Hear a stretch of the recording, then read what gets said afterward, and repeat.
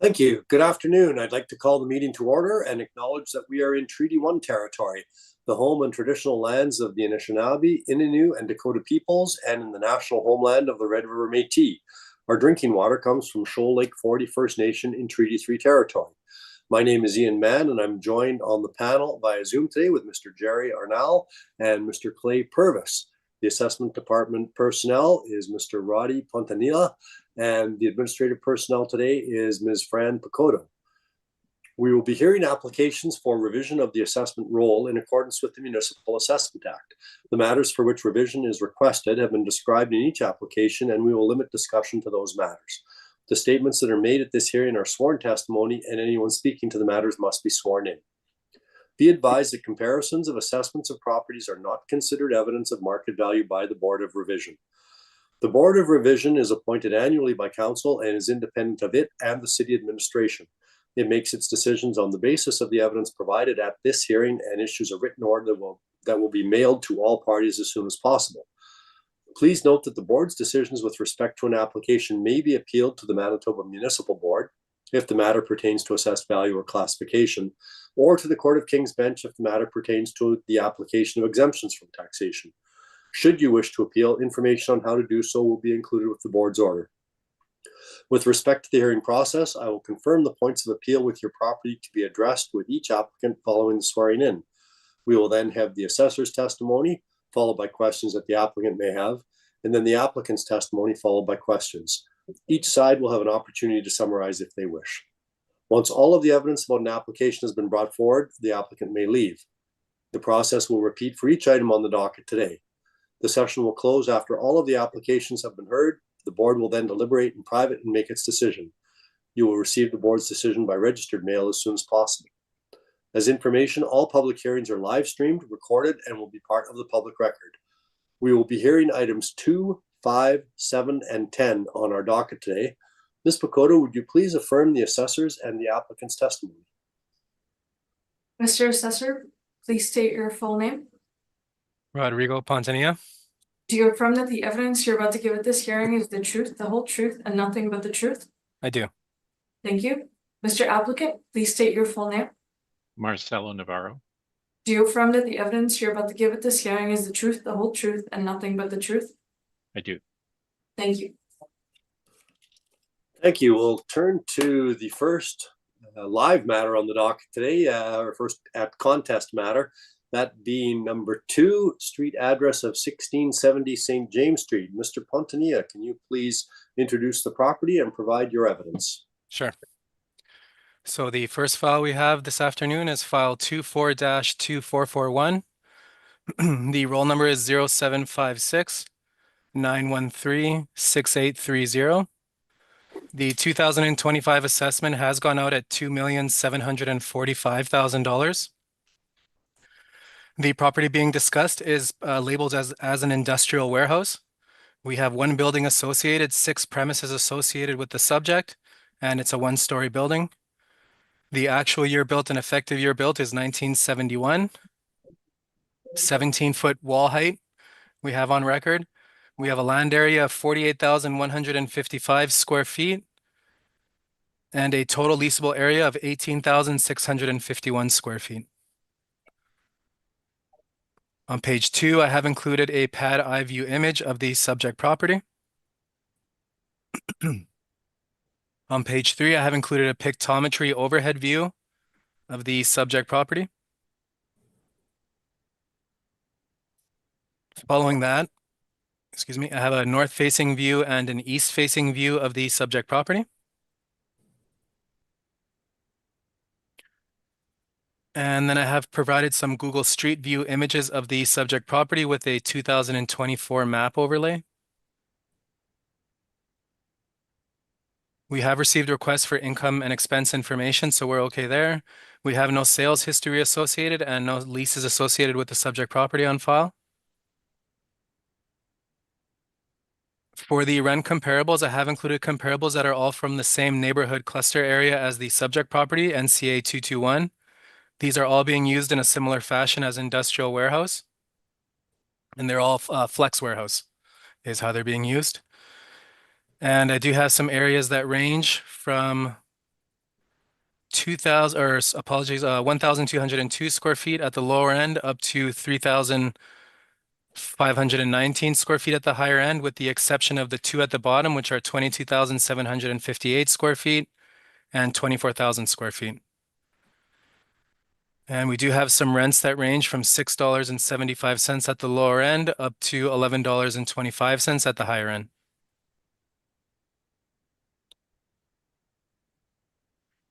Following that, I do have the income stream for the subject property. So we do have it labeled as a flex warehouse. We do have 6 premises associated with the subject property. We have areas that range from 1,875 square feet at the lower end up to 3,750 square feet at the higher end, with the total leasable area of 18,651 square feet.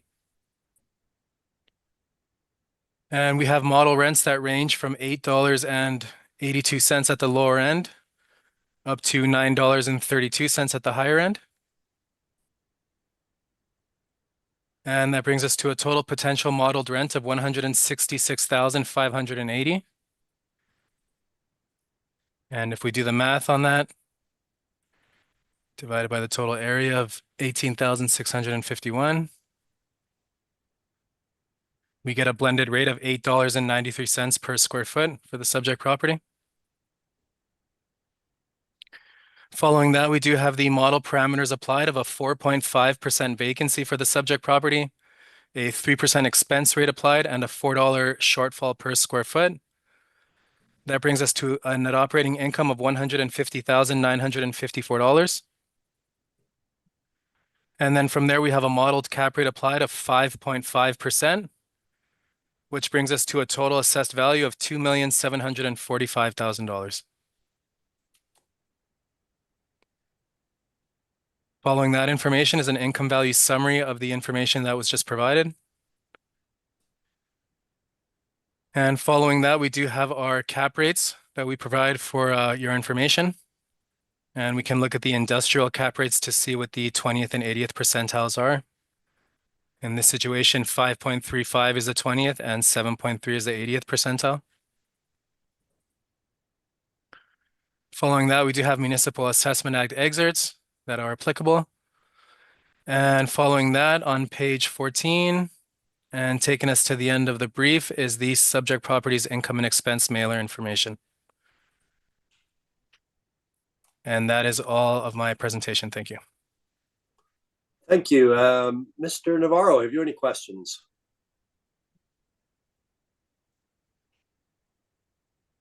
Yeah, the only question that I have relates to the cap rate. I note that in your cap rate information on page 11, your cap rate for multi-tenant B, and I assume that you would classify this as a multi-tenant B, ranges between 5.35 and 7.30. This is on the lower side of that range. Any insight as to why it's on the lower side, indicating generally that lower cap rates are usually associated with higher end properties. Can you comment? Yeah, I mean, it is on the lower end of the 20th and 80th percentile. I would say, I mean, it's a modeled cap rate that's being applied. So I would say just based on some of the parameters that the inputs that we have for the subject properties surrounding neighborhood, perhaps some recent sales that were taken into account when the cap rates were being created and applied for this particular assessment cycle, it might have been deemed appropriate that the 5.5 was applicable. But I won't dispute that it is on the lower end of the 20th and 80th percentiles. Okay, thank you. That's my question. Thank you. Mr. Purvis, any questions? Sure. I just want to confirm the rents that you've got at page 9 of your analysis. Yep. Those are the rents that are pulled from the income report provided by Lakeview? No, so these rents are modeled rents. So they're rents that would have been generated by our mass appraisal model that we have. And so there's always going to be a range when the modeled rates are applied. They're not going to be directly from the subject property when the model makes the rates up. So in this scenario, they are all modeled rates. They're not from the income and expense mailer. Okay. Yeah, I keep not specific to you. I keep wondering why the city sends in income and expense mailers and imposing that on landlords to complete all of that, and then promptly ignores the numbers that come in from those income and expense mailers. So it's a curiosity of mine that I have, that we always model it. Well, bear in mind, I would just add commentary that a model never is reality. That's why it's a model. So all the factors aren't going to be exactly based off like a mass appraisal system is always going to have some modeled characteristics, being the fact that it's mass appraised, so it's not site specific appraisals. It's just a method that municipalities use when there's a lot of properties to be appraised. There's a modeled system, and then the inputs go in, and based on the factors, that there's a linear regression that takes place, and then a modeled rental rate is then applied. There's a methodology. There's a reason why it's not exactly pulled as factual. Oh, and the thing that I'm curious about then is why do we put people through the exercise of completing those forms if we're not going to actually use those numbers? Well, bear in mind it's a range, right? So it should be within the ballpark of what the factuals are, and that's the reason why. Is otherwise we would have no idea what the range would even be. So we need information to then model create a model that has accurate rental rates up to a certain degree. Okay. And following up on the question about the cap rate being at the low end of the range. Yep. Do you adjust the model at all when you're doing these, or do you just let the model pick It its depends. I look at other input factors and then from there make decisions on whether or not I should make some adjustments. So in this scenario, just based on my review of the subject and based on the information that I took a look at, I won't deny that it's on the lower end, but there are factors that go into the modeled cap rates. So industrial properties could have some sales that have been taking place, and then from there the cap rates are extracted and then they're applied, right? So And that range is citywide, correct? Like with industrial properties like this, it's citywide, and then you can then narrow it to this sort of. Exactly. That's right. That's right. That's right. So we have our market regions, which are sort of tailored to region specific, let's call them adjustments. And then there are citywide sort of characteristics that are shared within all the property types. And then they're sort of up and down adjusted as the model deems necessary. Because yeah, the city's range for multi-tenant B is 5.35 to 7.3, but that's citywide, that range. That's correct. And then and likewise, that's all the other three reports are all citywide as well. Nobody, what's the word I'm looking for? Bores down to that sort of menu level. Okay. Correct. Did you visit the property at all, by the way? I did not. No, I did the best I could online, gathering all the information I could from my review, but the property's still standing there, so. Yeah, no, I don't blame you for trying to avoid St. James Street either. So you don't have to drive down there. Don't. Okay. Virtually is okay. That's my questions. Thank you. Mr. Arnell, any questions? No, my question's been asked. Thanks. Fontania, just following up a little bit with what Mr. Purvis was asking. Yep. Just doing quick mathematical calculation on the well, no, I'm not going to give any evidence. Did you look at the income statement and the total rent revenue for the 2022, or the 12 months ending 2022, and do any calculations with respect to how it compared to the modeled rents? I did take a look. That's right. I did notice that the gross rental rate that was being declared, and then I did do a blended price per square foot, and I got a rate of $7.17 on the gross rent that was being declared. So yeah, I took a look at it. Again, the model isn't never going to be 100% exact, but it's a range. In this scenario, I thought the range was close enough that we could present what we have on file and then let you guys decide sort of if any adjustments would be deemed necessary. But yeah, I did get a blended rate of $7.17. I also had a recovery expense rate of $4.08. 0% vacancy. So I did take a look at the mailer. Okay, you've anticipated my next couple questions, so I'll move on to cap rates now. Okay. The industrial, or the four categories in industrial, is there a differentiation within those between flex warehouses or industrial warehouses or storage warehouses, or are they all lumped together? I don't see any differentiation. And my first question is there such a distinction? And my second follow-up to that would be, if so, what would generally it be? Would the flex cap rates generally be less or more than storage warehouse cap rates, or just straight industrial? Right. If you Yeah, I could try to illuminate a little bit, but my understanding is that the multi-tenant and the single tenant are all based on, like, they are sort of encompassed citywide. The properties that they're sort of labeled, so multi-tenant B would be multi-tenant industrial B properties, etc. I wouldn't want to speak out of turn, so some of those questions are very specific and might be answered more appropriately by our modeling department as to Okay. exactly how they extract. So I'd be a little careful on how I responded to that, but that might be the most information I can provide. Okay, honest. thank you. I don't want you to speculate, certainly. Sure. The final question I have, and it may be just my inability to zoom in Yep. enough, but this is characterized as a flex warehouse. Yes. It's got some significant, well, it seems it has some characteristics of a strip mall. What are the differences? I would, from my understanding, I would say it's the uses of the firms that are operating within the space there. It might be more industrial in nature. The way that the building is laid out, perhaps the parking lots, the parking that's provided, those could be some factors, but I will agree that it does share some characteristics of a strip mall. Okay, thank you. I don't have anything further. Mr. Navarro, your evidence, please. Okay. So we're looking at 1670 St. James Street, and this is closer to the Notre Dame area, so almost at the north end of St. James. I'll ask you to turn to page 6 and page 7, and you can see some outside pictures of it. These are obviously taken from Google Street View. And then I'll ask you to turn to page 8. One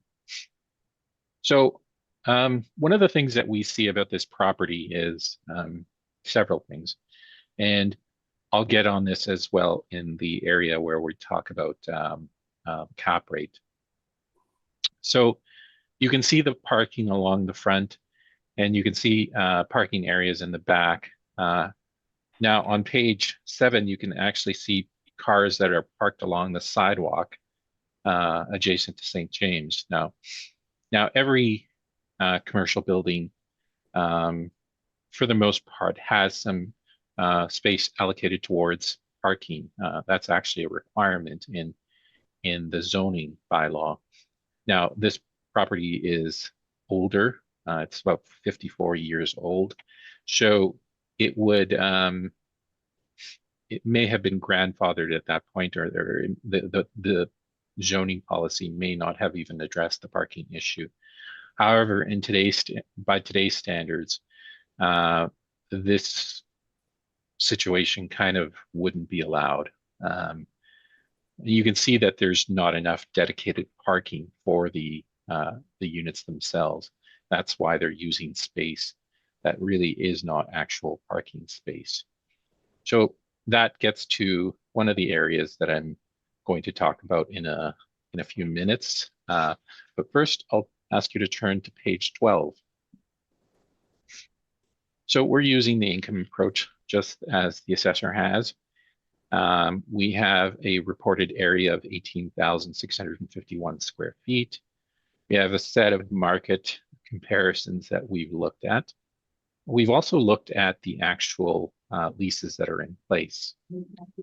So for the most part, we do take something from the actual leases. But as you can see in the highlighted blue color, we have made adjustments on all of those rents. So we are effectively increasing the rents on those particular units.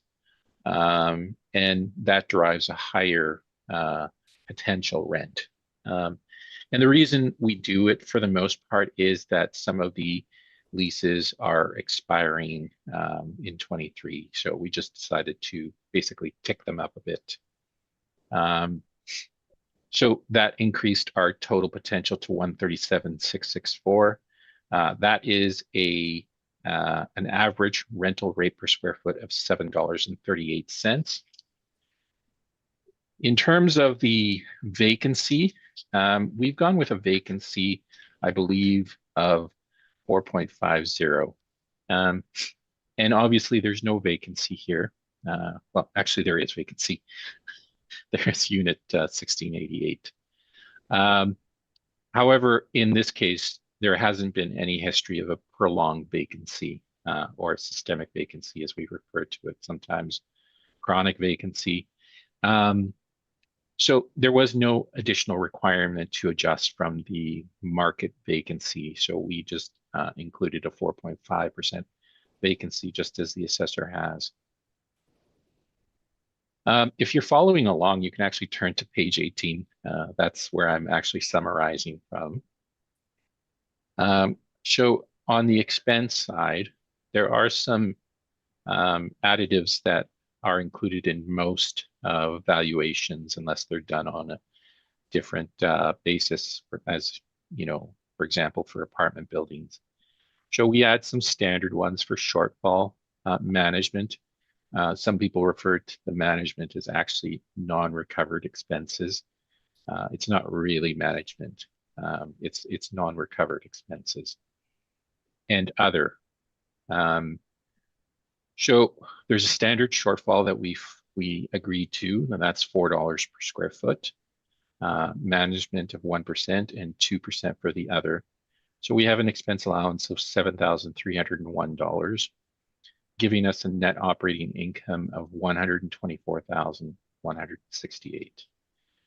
Now, we've indicated a cap rate of 6.50. Where does the 6.50 come from? That's probably your next question. So it comes from the chart that you see on page 16. So we have our own studies that we do pertaining to cap rate. That is also supported in the additional document that we included on industrial cap rates. Now, we have ranges just like the brokers do. Our ranges are slightly different. So at the top range, we have investment grade A. So we stratify them slightly different than the brokers do. So the brokers tend to look at A and B plus multi-tenant versus single tenant. We've only stratified it by class A, class B, and there is another category that we call non-investment grade. The properties that we're going to see today, none of them actually are really in that non-investment grade, so I don't think we need to worry about that. But we've classified this one as a B class, and at the top of the B class, or the better side of the B class. Why? Well, from our perspective, the property is starting to get up there in age. Effective 2025, it's going to be 54 years old. Right now, it's 53. As of the reference date, I believe it was 52. The wall heights are another issue. They're 17 feet high. And as we mentioned with the parking situation, the parking typically ideal land to building ratio is about 3-to-1. This one is slightly lower than that. I believe the ratio is actually 2.59. So those are our reasons for choosing 6.5, but you know, in general, we wouldn't put this at the investment grade A category to begin with. It's an investment grade B, and there's nothing wrong with having an investment grade B property. What I would say in terms of the building itself, it is a flex warehouse, and it can accommodate many uses, not just industrial uses. It can obviously accommodate retail uses, office uses. That's why it is a flex warehouse. However, it's not built to modern flex warehouse standards. And I think that's where we kind of differentiate why we don't put this in the A category versus the B category.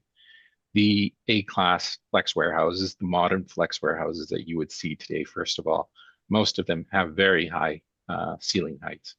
So, whereas we're dealing with a property that has a 17-foot wall height, for the modern style flex warehouse, you would probably see heights that are excess of 20 and in many cases closer to 30 feet. Another thing is that with a modern flex warehouse, you would also have ample loading facilities in the back, and you would also have ample parking in the back because that's the way the zoning policy works now. So there are differences between an older style flex warehouse and a modern style flex warehouse. And that's why we've differentiated between the A and B and put this one in the B class at the top, the better side of the B class that we have, 6.5. In terms of the end value, we end up with a value of 1,910,271.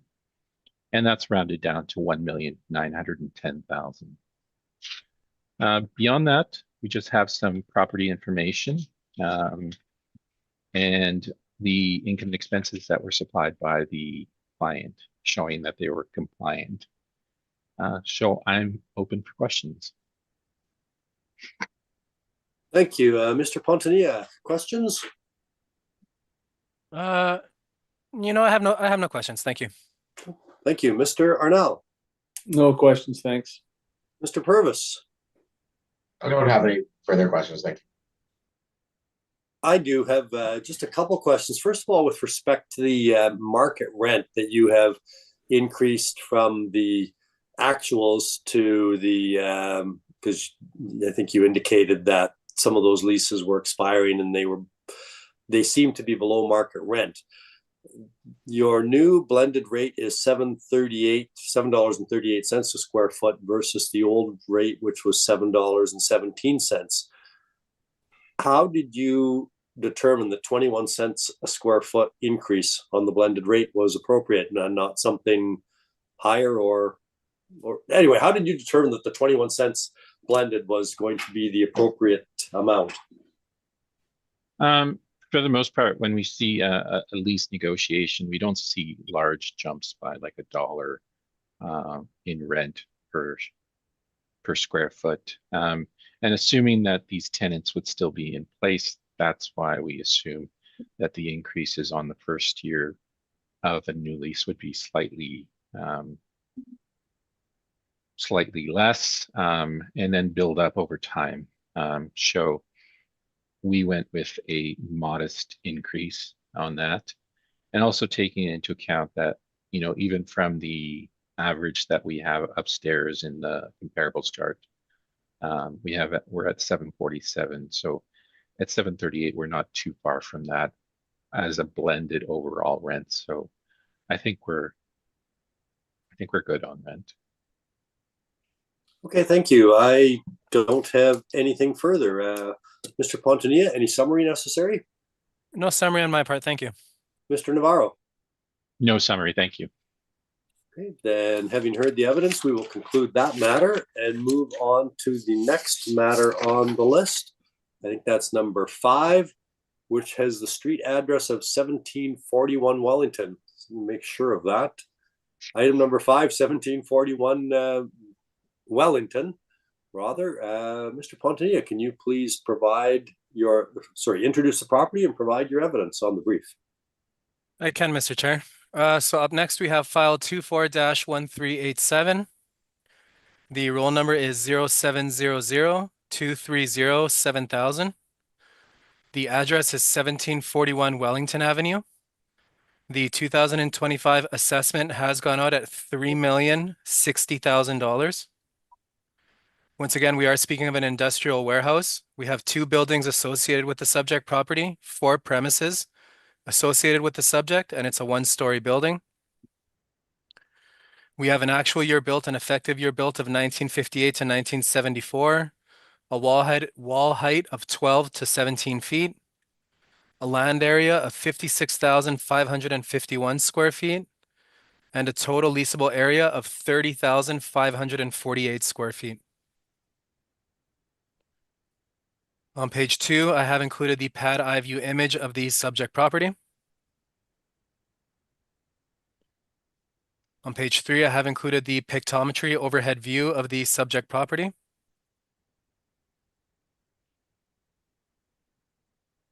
Following that, I do have a south-facing view, apologies, and a east-facing view of the subject property.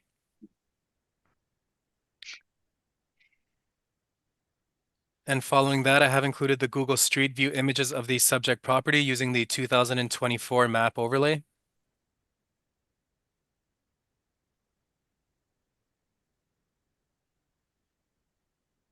We have received requests for income information, so we're okay there. We have no sales history for the subject property. And we do have one lease that's on record for the subject property for unit 1741. We have a lease beginning in 2011 for 15 years, 18,800 square feet at $7.75. Following that, I have some rent comparables for the market data information. These rent comparables are from the market region 5 for the industrial market regions. They are all flex warehouse property types. We do have leases that range from 2019 at the oldest up to 2022. We do have leasable areas that range from, it looks to be 1,300, just under 1,400 square feet at the lower end, up to 3,700 square feet at the higher end. And then we do have some leases that range from $7.75 at the lower end up to $9, it appears, at the higher end. $9.50 at the higher end. Following that, I do have the income stream for the subject property. So we do have 4 premises associated with the subject property, all C2. We have areas that range from 1,320 square feet at the lower end up to 18,800 square feet at the higher end. And we do have rents that range from $7.61 at the, or sorry, $6.94 at the lower end up to $8.58 at the higher end. The total potential rent is $222,279. And when we divide that by the total area on file for the subject property, we get a blended rate of $7.28 per square foot. And so what I'm going to do now is I'm going to take you guys through the rest of the income stream that we have for the subject property, but I did want to also let you know that I did a review of the subject property and I do have a recommendation to make on the file. So I just, up to this point, there's no adjustments that need to be made. So the presentation stands strong up to this point. But where I would like to make an adjustment is on the vacancy. So on this income stream, we have a model vacancy of 4.5%. That original vacancy of 4.5% combined with the 3% expense rate and the $4 shortfall gives us a net operating income of $200,409. From there, we have a modeled cap rate of 6.55%, which gives us our assessed value of $3,060,000. For my recommendation, I did a review of the subject property's current tenancy, and it was brought to my attention that there is a vacancy taking place for the subject property. After I did my analysis of the vacancy in place and using the guidelines that I have for the department, I have deemed it appropriate to increase the vacancy. The vacancy is now being increased from the modeled 4.5% to 11%. With the vacancy at 11% and with the shortfall still at $4 and the expense rate at 3%, the revised net operating income, apologies, I have a bit of a cold, so I apologize in advance about that. The revised net operating income is $178,452. From that, we have a cap rate applied of 6.55%, which gives us the revised assessed value that I'm putting forward for this particular file of $2,724,000. $2,724,000. Thank you. Mr. Navarro, any comments?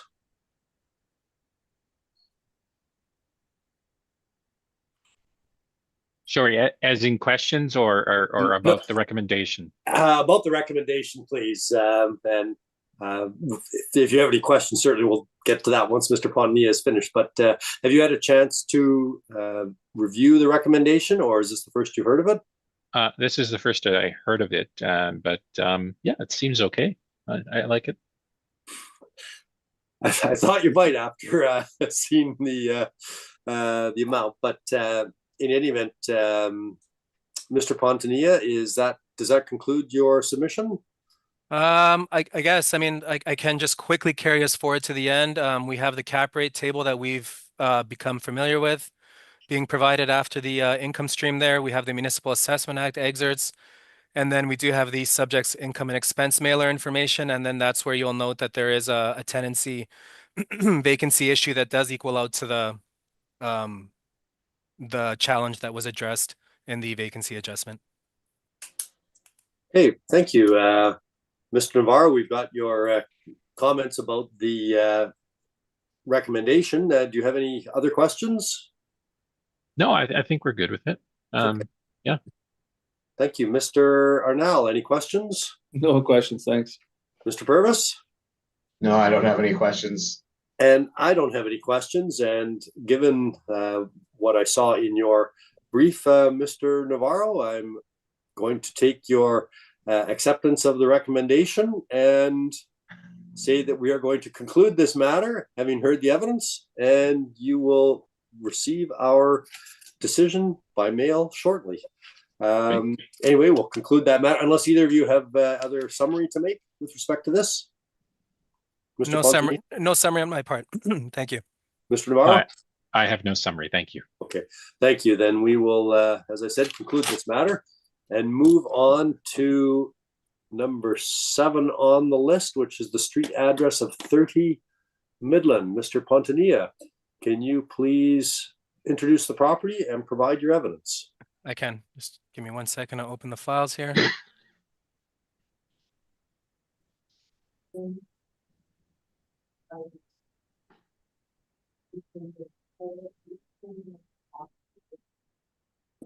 Okay, just 1 more second. Apologies. And I am ready to go. Okay. So up next, we have file 24-1768. The address is 1300-166-2100. The address is 30 Midland Street. The 2025 assessment has gone out at $3,091,000. Once again, this is an industrial warehouse. In front of us, we have 3 buildings associated with the subject property, 3 premises associated, and it's a 1-story building. We have an actual year built of 1914 and 1980 with an effective year of 1917 and 1980.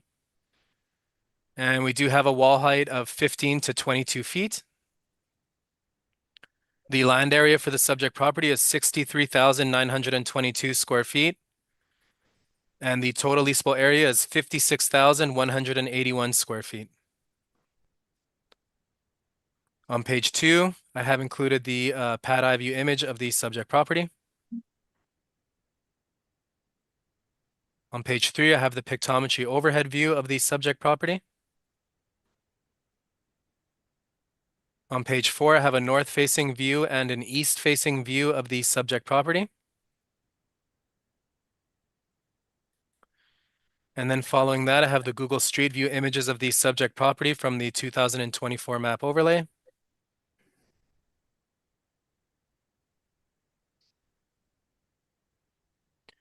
We have received requests for income and expense information, so we're okay there.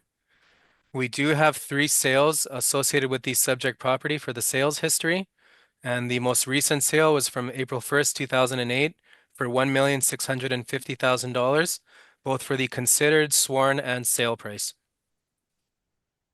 Following that, we have a sale from 2005 for $1 million. That was the consideration, sworn value, and sale price. And the third sale on record is from 2001 for 600,000, and that was for the consideration, sworn value, and sale price. We do have one lease associated with the subject property, and that's for Unit A. We have a lease that starts in May 2021. It's on a 1-year term lease, 14,519 square feet, and it's at $4 per square foot. Following that, I have included rent comparables. These rent comparables are all storage warehouse comparables. They are all from the market region 5, which is the same as the subject property. The leasable starts range from 2014 and up to 2022 at the newer dates. We have leasable areas that range from, it looks to be 11 or 10,000 square feet at the lower end, and all the way up to 53,016 square feet at the higher end. And we have rents that range from $5.74 at the lower end up to $11.19 at the higher end. Following that, I do have the income stream for the subject property. So we do have 2 premises associated with the income stream, and then 1/3 basement premise associated. 14,519 square feet for one of the main floor premises at $6.60 per square foot. 28,104 square feet at $6.26 per square foot. And the basement premise has 13,558 square feet at $1.91 per square foot. The total potential rent is $297,652. And if we divide that by the total area we have on file, we have a blended rate applied of $5.30 for the subject property. And from there, I did want to bring the board's attention to a discrepancy that was discovered when I had been given this appeal and I was doing my work in analyzing the file. I had noticed that there was a 15% vacancy. You'll note that on the vacancy, we do have it listed at 15%. That 15% vacancy, from my understanding, was an override from the previous cycle that was carried forward. My understanding is that the building is fully tenanted now. So the vacancy would have been at the model vacancy that was applicable for storage warehouses. I believe it's 4.5%. Unless it might even be, it might be another for the storage warehouse, that might be the flex warehouse. But nonetheless, the vacancy would have been considerably less than the 15% that's currently applied. My position is to just put forward the assessment that's currently in front of us. So I'm not seeking any other adjustments to the assessment, but I just wanted to bring the board's attention to that discrepancy that was found on the income stream, as that 15% from the department's perspective shouldn't have been applied on the income stream. But since it got carried forward into the appeal value, I'm not going to dispute the 15% that's currently applied. So I just wanted to make that part clear. So we do have the 15% vacancy that's applied to the income stream. We do have a 3% expense and a $4 shortfall per square foot. That brings us to a net operating income of $211,705. And then from there, we have a modeled cap rate of 6.85%. And that gives us to our total assessed value of $3,091,000. Following that is a summary of the information that I've just provided. Following that, I have the cap rate table for the cap rate information provided in the brief. Following that is the Municipal Assessment Act excerpts. And then following that is the 2022 income and expense mailer. And we'll note that there are leases in place for the premises that are there. And that takes me to the end of the brief, and that's the end of my presentation. Thank you. Thank you. Questions, Mr. Navarro? No questions, Mr. Chair. Thank you. Mr. Purvis, questions? I don't have any questions. So I was I forgot to do not disturb my other phone. So that's the noise you hear. But no questions. Okay, thank you. Mr. Arnell, questions? Just clarification. So you're saying the vacancy rate should have been 4.5 and not 15, correct? Yes, I think it's 4.5. The only reason why I'm a little hesitant is because flex warehouse and storage warehouse have slightly different vacancies. But 4.5%, I believe, is the correct vacancy that would have been applied as if it would have been left to model. It just got carried forward from last cycle, and I guess none of our staff caught it, and then it went out at the appeal value with the 15% applied. Okay, So- thank you. That's all I had. My question, Mr. Pontonia, relates to the square footage. The city is assessing on 56,181 square feet. And I Yep. know from the applicant's brief, their square footage is 56,922 square feet. Yep. Where does that discrepancy arise, or where does it come from? The discrepancy arises from the substandard or the basement storage, the basement premise that we have on our income stream. So if you take the 14,519 square feet for the first premise on the main floor, Right. and if you add the second area of 28,104 square feet, you actually get 42,623, which is the square footage that's being provided on the mailer. What they're not providing on the mailer is that extra storage space of 13,558 square feet. But with that being said, you'll note that in the agent's brief on page 6, it is addressed that there is a storage space there that's being provided to the tenant and that they're allowed to use it based on their lease setup that they have with the owners. Okay. So there is a storage space there. Thank you. And this, just looking at the cap rates, this is a multi-tenant B then? Is that how the city is characterizing this for the cap rates? I believe it would be. Okay. Okay, thank you very much. I don't have anything further. Mr. Navarro. I believe we can just turn to page 15. So we have the 15% vacancy on there on page 15, and I'm not going to dispute what the assessor is saying. I think this was just a mistake, an oversight on both sides, not understanding why that 15% was carried over. And obviously we get a much different value than what we've indicated at 2,835,171 if we were to adjust that vacancy downwards. So I think we can just leave it at that. Okay, thank you. Mr. Pontonia? Any questions? I have no questions. Thank you. Mr. Arnell, any questions? No questions, thanks. Mr. Burvis, any questions? No questions.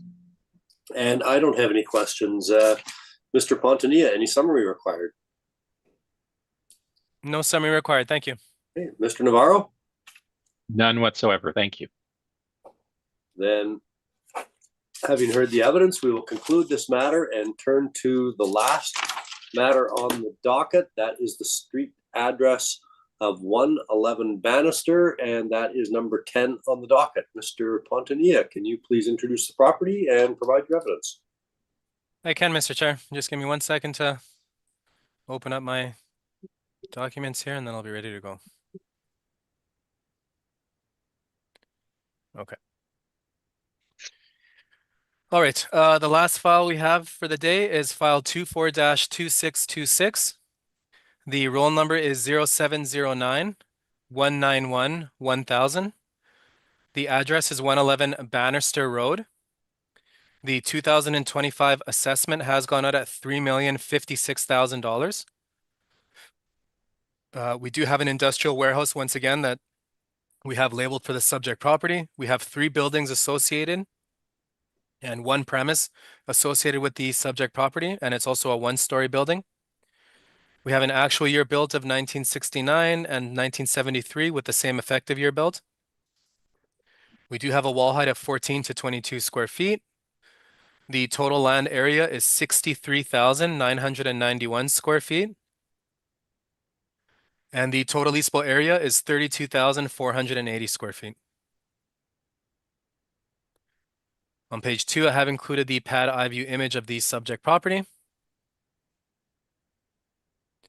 On page 3, I have a pictometry overhead view of the subject property. On page 4, I have a south-facing view and a west-facing view of the subject property. And then following that, I do have the Google Street View images of the subject property from the 2022 map overlay.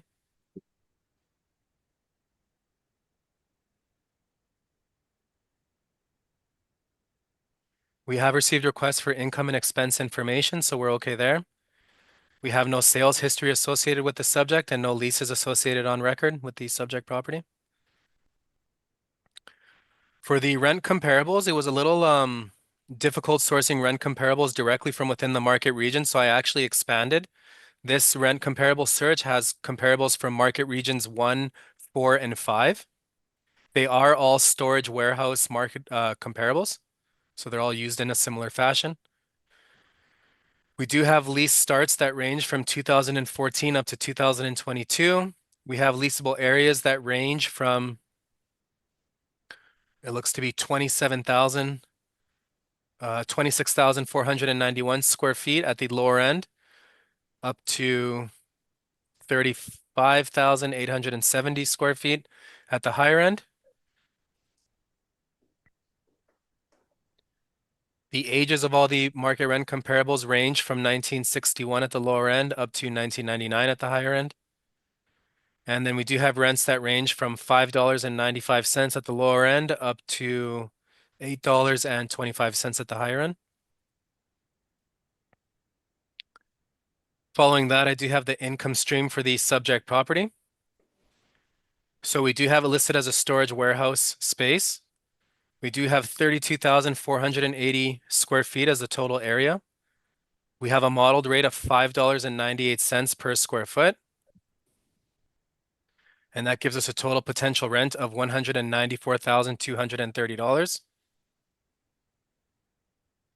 And then when we divide that by the total area, we do have a blended rate of $5.98 per square foot, which is the exact one premise, sorry.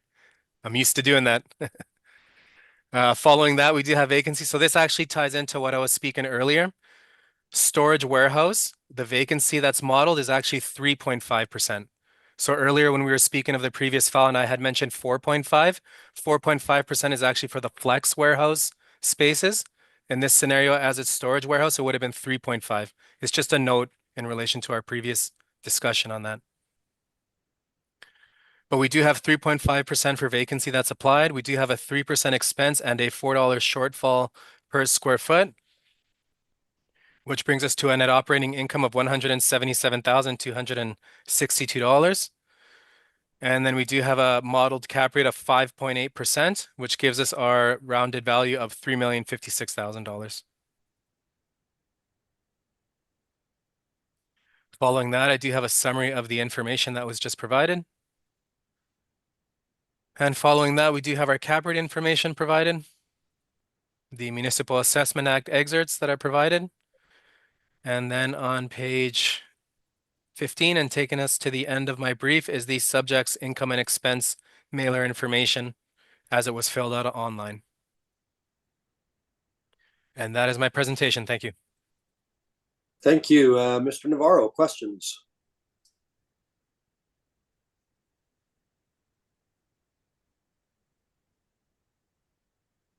Yes, I do have a couple of questions.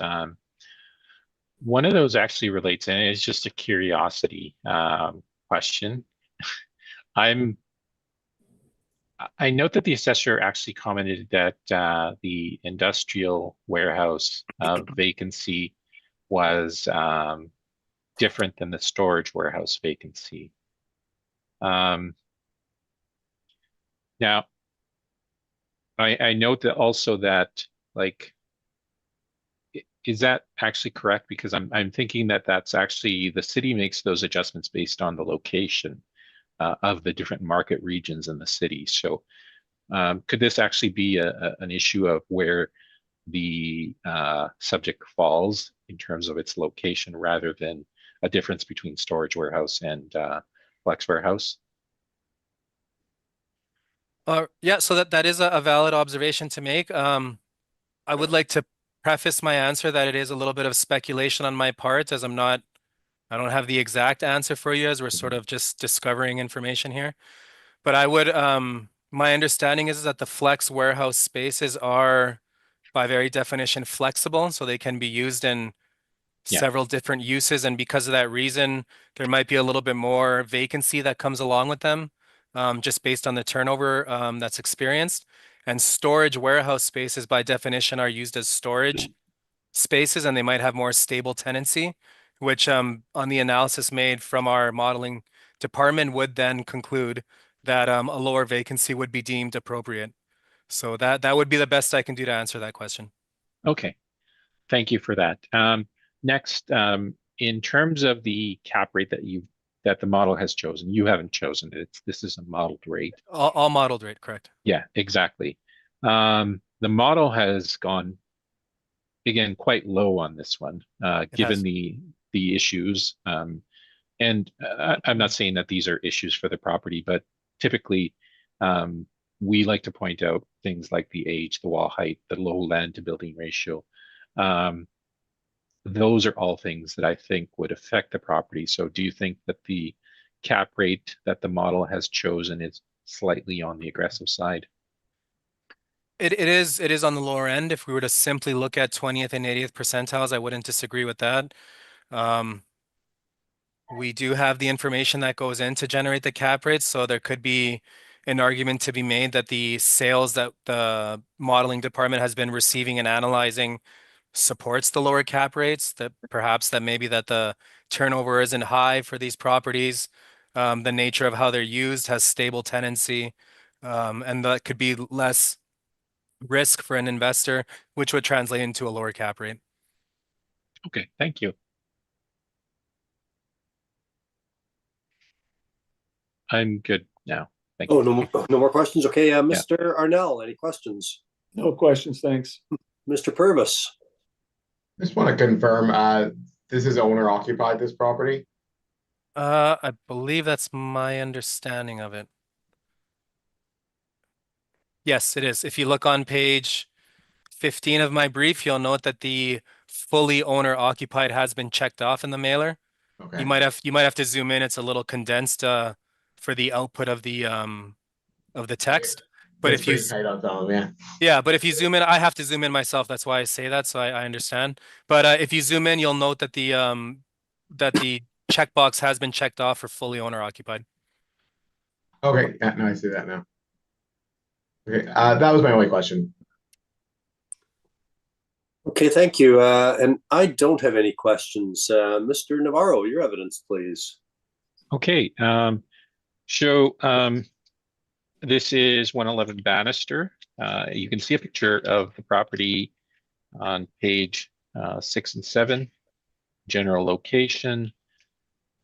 I believe the assessor also gave some good descriptions of it. What I'm going to say about the property, though, is that there's essentially 3 sections to this property, built in between 1969 and 1973. And the largest section, which is 16,800 square feet, has a wall height of 22 feet, which is it's good. It's good. The other 2 sections are 4,800 square feet and 8,800 square feet, and those range between 14 and 16 square feet. So you note that in the assessor's evidence, actually, it also says that it ranges between 14 and 22 feet. In terms of the rent, we've actually exceeded the rent that the assessor has predicted for this. And that's because, well, I think in general, I think the rents are just slightly higher. I'm willing to go out there and actually say that I think the model has actually underpredicted the rent, because it's just not in line with the market in that area. And then on the other side, it did the reverse on the cap rate, and I have this big question mark in my head, where I believe that sometimes the model predicts the value and then works the numbers to actually get to that value. But of course, I'm no expert on that model, so I can't really comment on that, but it seems like it's doing the reverse in this case, where it's predicting an extremely low rent and a low cap rate. And we've gone with the opposite, where we have a rent that we think is more suited to this property based on the comparables that we have. And then we've elected a cap rate that is higher, reflecting, again, some of the things that we pointed out in the same in the other properties that we've looked at. Low land to building ratio, wall heights, the age of the property. It's starting to get up there in age. So we've gone with a 7% cap rate. And our rate for cap rate ranges between 6.50 and 7.50 in the B investment grade category or classification. So is it a 6.5 or is it a 7? We've chosen a 7 for the particular reasons that I just outlined. On page 17, you can see the summary. We have a total income of $204,620. That's based on a rent of $6.30 per square foot, vacancy of 3.50, expense allowance of $10,471, and a net operating income of $186,987, to which we've applied 7%, $2,671,248, or $2,671,000. Beyond that, just the income and expenses supplied by the client, and ready for questions. Thank you. Mr. Pontanilla, questions? I have no questions. Thank you. Mr. Purvis, questions? I actually don't have any questions. Mr. Arnell? Have you seen this building yourself? No, sir, I haven't. Because it looks to be in pretty good shape in some of those photos. I'm just like, it may be older, but it seems to be in pretty good shape. So that's the only comment I had to make. Yeah, thank you. And I don't have any questions. Mr. Pontanilla, any summary required? No summation on my part. Thank you, Mr. Chair. And Mr. Navarro? None on my part. Thank you.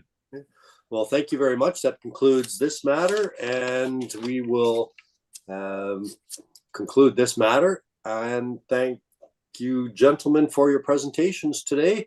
That concludes all of the matters on the docket, I believe, and this meeting is adjourned. Have a good rest of the day. Thank you, Thank Mr. Thank you, Mr. Chair. Thank you, panel members. Thank you, Marcelo. Yeah, Yeah. thank you. We'll Have a talk good day, soon. everyone. You too. Okay. Bye.